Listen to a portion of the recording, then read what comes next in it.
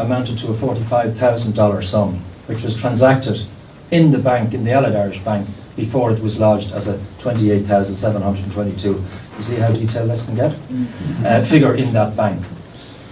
So my take on that whole thing is that Ahern had to get an alternative narrative out there in advance of the election. And that narrative was to make up a story as to how the hell he could have got these money. So there we had the dig-out men. Then we had the Michael Wall coming with the 30 grand, putting it in a shed, in a cupboard in the Ashling Hotel, heading off to the fundraiser, the Fianna Fáil fundraiser. And that was the 30 grand that he, in a convoluted way, tried to explain away what emerged later was 99.9% a $45,000 lodgement. So what was Ahern doing? Ahern was trying to set a narrative in advance of the election, knowing that the tribunal knew things and were going to have to ask him. And that very complicated and convoluted dig-out story, which dominated the media during late 2006, as we all tried to work out who was the bus driver and who was the guy the Paddy the Plasterer, the Paddy Riley from Ballygym stuff, all of that stuff became theatre and dominated, as I say, both Dáil debate and the political headlines during that period. What was at stake was something that was much, much more serious. And what was at stake was that the tribunal was touching on something it didn't realise it was going to touch on. And that was the manner in which a small number of people within Fianna Fáil, from the top down, in that period in the 1990s, took control effectively of the party's fundraising machine and used it to further their own political and personal interests. That's what that was all about. And I'll just give you a few examples because I'm running against the clock here. As Finance Minister in 1992 to 95, which was the period the tribunal was only allowed to examine. And remember, Ahern said at one point in the private exchange before, while the tribunal was trying to get access to his banking details, he asked through his solicitors, could he only have to explain lodgements in excess of 30,000 Irish pounds? The tribunal went back to him and said, no, we have to investigate all your accounts. It turned out later that each of those lodgements they were examining were all under 30,000. So this was going on in private between the tribunal and Ahern and his solicitors and accountants during that period. Why was the tribunal investigating his affairs? Because Gilmartin had made two central allegations. One, that in 1989 he was told by developer Owen O'Callaghan, his former business partner who took control of the Quarryville development from him in a very, very complicated and sinister process of corruption. He was told by O'Callaghan that Ahern had received 50 grand in 1989 in return for helping Gilmartin acquire corporation-owned lands in West Dublin, which he needed for the assembly of the Quarryville site. How did he do it? I won't go into too much detail, but he's got his friend Joe Burke, one of those who was appointed to a state board as head of the Port and Docks Board, to go along and make sure that the committee, the relevant committee in the corporation, was going to clear the land sale. Gilmartin had the highest tender in for the lands, but George Redmond, the then city manager, who had been refused by Gilmartin a request for a £100,000 payment in return for his and Liam Lawler's assistance, was blocking the transfer of the lands to Gilmartin. That was the first issue. The second issue was that in 1992 or 1993 a decision was made not to grant tax designation to an alternative site at the rival shopping development site in Blanchardstown. Ahern, as Minister for Finance, had control over that particular decision, and sure enough there was no designation of Blanchardstown.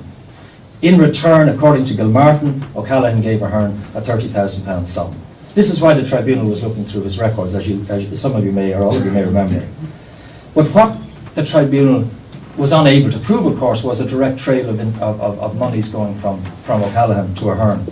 But instead, they found an incredible amount of strange financial dealings, which Ahern, at the end of the day, was unable to explain away, although he tried. It was money from the horses, it was his granny's money, it was his late mother's money, everything, except for he could not explain why a politician, the finance minister, would be lodging huge round figure sterling amounts, and they were large amounts for that period, of 20, 25, 30 grand, and of course, and I'll come back to it, the $45,000 figure.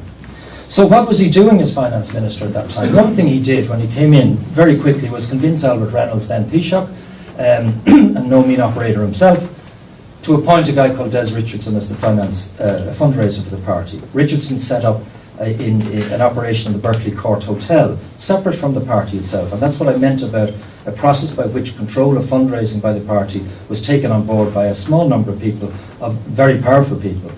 What they did then was invite people to contribute, including O'Callaghan.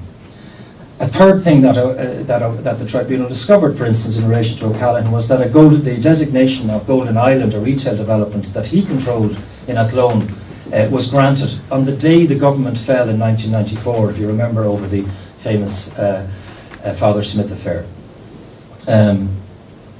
He was in a position to grant tax breaks to people like Ken Rowan, for instance, who got a tax break where he could write off the value of his art and antique works in his Enniskerry home through one single line of the Finance Act of 1994. He was able to influence, for instance, the decision, and make the decision indeed, to change the terms of the tax exile legislation. Up to then, if you owned a home or homes in Ireland and remained in this country for 183 days, or more than 183 days, you were liable for tax in this country. In a very, very careful and complicated change to that system, again in 1994, as Finance Minister, Ahern removed the specification that if one had a house, a home, or homes in this country. Immediately, it took, for instance, Tony O'Reilly out of the loop. He was no longer obliged because he had 3 homes, no less, one in Cork, one in Kildare, and one in Dublin, in this country. And of course, we know that the relationship between O'Reilly and his newspaper group and Ahern, to say the least, was rather interesting over those years. Not least when in 1997, the front page of the Independent called for Ahern, the leader, the Fianna Fáil PD, to be returned to replace the then Fine Gael Labour Democratic Left coalition. He was instrumental through Richardson in setting up the Galway tent operation. And again, the funds, as we now know from the evidence taken at the tribunal, didn't always go to Fianna Fáil. In fact, there was one fundraiser, for instance, organised by Eoin O'Callaghan in Cork with 12 businessmen. They all said they put money on the table in envelopes. The money was collected by Richardson, whose speech was written by Frank Dunlop, and a week later, 2 amounts of 25 grand each went into the party with no explanation, no background, no names, nothing. But the records showed that 50 grand was given to the party. The suggestion that night, given to, again, Gilmartin by Eoin O'Callaghan, was that in excess of 150,000 was raised. These are the issues that the tribunal was suddenly, even though it wasn't in its remit to examine, was suddenly opening up. And what it raised was the spectre that Ahern and a couple of others had effectively taken control of a massive fundraising operation, and that, to be candid about it, significant, indeed huge possibly, amounts of money raised, not just in Ireland, but in the United States, didn't always get into the party coffers. The key one about the dollar transaction that I referred to earlier was the fact that O'Callaghan, with Dunlop, Frank Dunlop, Liam Lawler, and a guy called Ambrose Kelly, were developing an idea to put a national stadium or a soccer stadium, it changed in various versions, an all-purpose stadium, on the site of lands they controlled at Neilstown in Clondalkin. Why did they come up with this idea in 1992? Because they had to justify the transfer of the existing zoning from that Neilstown site to the Quarryville site, which Gilmartin had assembled. Why did they want to do that? Because the Quarryville site, Gilmartin knew from day one, was a far more viable site, commercially viable, even though it left the ordinary people of North Clondalkin and Neilstown without their promised retail facilities and indeed other facilities. Leaving that aside, they came up with this idea. Why? To convince the local residents that we have another use for this Clondalkin site. We're going to have a big football. Stadium here. It'll bring loads of jobs. In order to do that, they had to convince the government, one, to give them $5 million a year out of national lottery funds for a 25-year period, and they had to bring in other investors. One of the investors they brought in, or financiers, was an American company called Chilton O'Connor. We now know that Reynolds met Chilton O'Connor in Los Angeles, where they were based in 1993. We know that Ahern met them on the 11th of March in 1994, the same day as the fundraiser in Cork that I referred to, even though he denied it.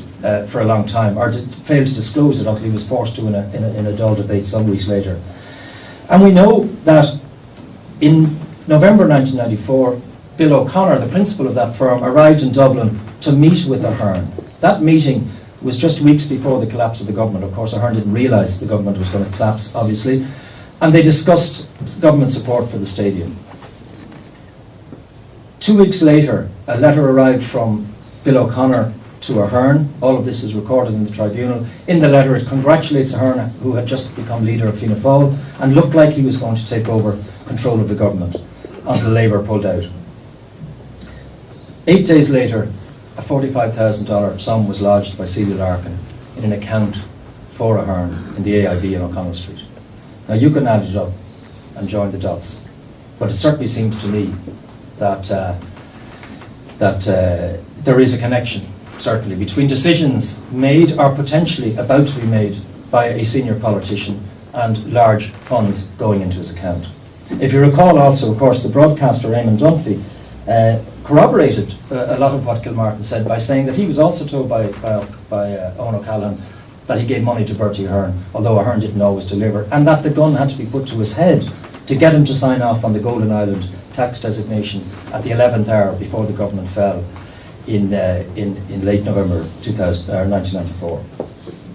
Ahern, in more recent years, of course, he resigned, was forced to resign when all of this caught up with him and nobody believed his story, and he was spinning so many yarns he was confusing himself, in 2008, and a year later told a journalist that one journalist had hounded him out of office. Did that sound familiar? The tribunal also discovered, which was part of a pattern, we know that Haughey got his house effectively for nothing, we know that Burke did, and of course the tribunal found that there was no evidence that Ahern paid for his house either in Drumcondra.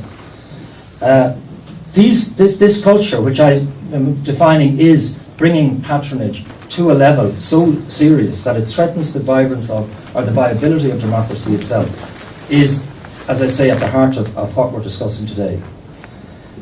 It of course led also to the splurge on property, to the massive tax breaks during the Ahern, McCreevy and Cowan years, and ultimately the property bubble and the banking collapse that has now effectively destroyed the economy and the lives of so many people. In conclusion, all I can say is that if that is the price we have to pay for the type of democracy we have, it's a price too far.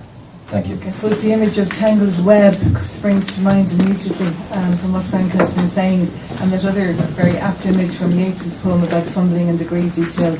It's a very sad situation for our country, and it's a real indictment of political parties. So I would like to introduce our next speaker, a fellow independent ED, even though Catherine took the scenic route, I think, into independent politics, but better late than never. So I'm delighted that Catherine is here today. And she's the whip of the technical group. I'm a member of the technical group, and I know that this issue of reform is something that Catherine is very interested in and has been working on, as have some others of us also. And I think it's a very natural, logical follow-on from what Frank has been saying. So over to Catherine now. Invitation, and the issue I was asked to address was the government's reform agenda. So this could be a really short discussion because I haven't quite seen it yet. Most of what's been talked about in relation to reform, in relation to the government, really is about code for cuts. There's no big vision, and there's no real, if you like, there's no real method of rebuilding institutions in the state that urgently need to be rebuilt. And it's not just about not having money. It's about having the vision. As I say, I think the reform has just become code for cuts, and it becomes very difficult